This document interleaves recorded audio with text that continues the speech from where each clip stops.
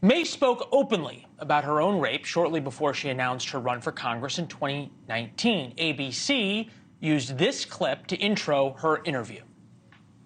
From some of us who've been raped, it can take 25 years to get up the courage and talk about being a victim of rape. Shortly after, George Stephanopoulos asked Mace why she supports Donald Trump, despite the fact that a jury held him liable in sexual assault allegations from the 1990s. It's a shame that you will never feel, George, and I'm not going to sit here on your show and be asked a question meant to shame me about another potential rape victim. I'm not gonna do that. It's actually not about shaming you. It's a question about Donald Trump. No, you are shaming. With us now, Congresswoman Nancy Mace, Republican from South Carolina, in her first TV interview since, what do we call it, the dust-up? Yeah, the dust-up. Okay, so we'll start at the end, which you never do in an interview, but what happened when you guys said goodbye to each other? It was very awkward. I actually shook his hand, and Was he surprised? He was surprised, and he was angry. He was just this little man standing there, this little troll sitting there. He got up?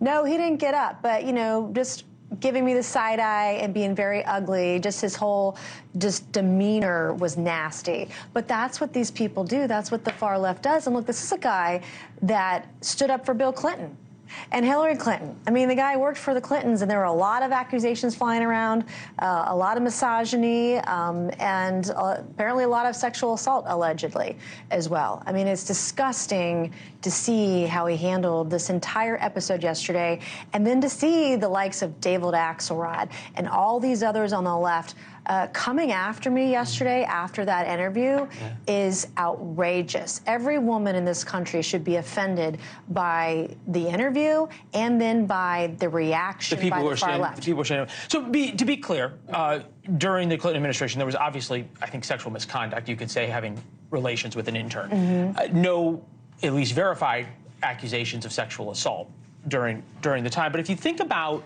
well, there have been women that have come forward and made those accusations. There's definitely been women who made those accusations, but so far they've not been fully litigated. If you think about that interview with Stephanopoulos, do you wish you had brought up the Clintons during it?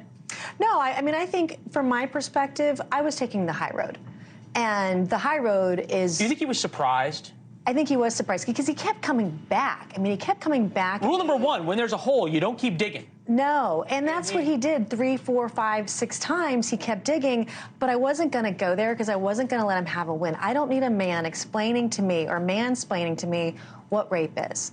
And I was assaulted and raped at the age of 16.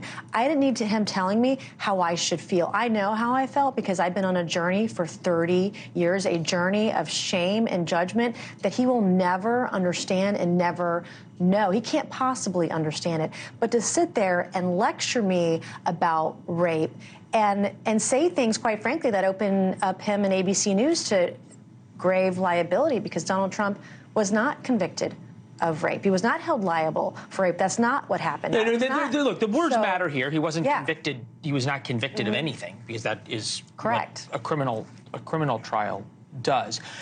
Did you know that this was going to come up? How'd this get booked? This was what, Thursday, Friday? They said you want to be on this week? This was coming into the weekend. We were going to do ABC News this week with George Stephanopoulos, and it was supposed to be about 2024. So I was all ready to talk about Donald Trump versus Joe Biden in the 2024 race for the general election. The president had just given his State of the Union. You know, all of that, I would imagine, would come into a conversation about 2024.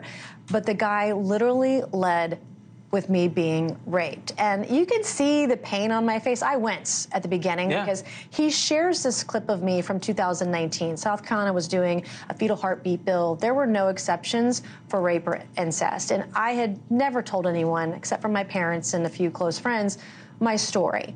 And I got up there, I was angry because no women were speaking up for victims. No rape victims their voices weren't being heard.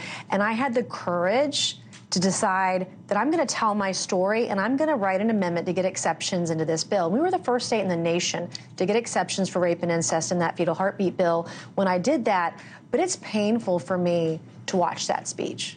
It's painful. It's incredibly painful. No, I can imagine that. Now, look, we know each other fairly well. I could see the change in your demeanor there. Yeah. He sort of looked like he had caught the canary, right? He seemed pretty happy with himself. First question out out of the gate. The 4 mostly highly rated Sunday shows reach 9.3 million people per week.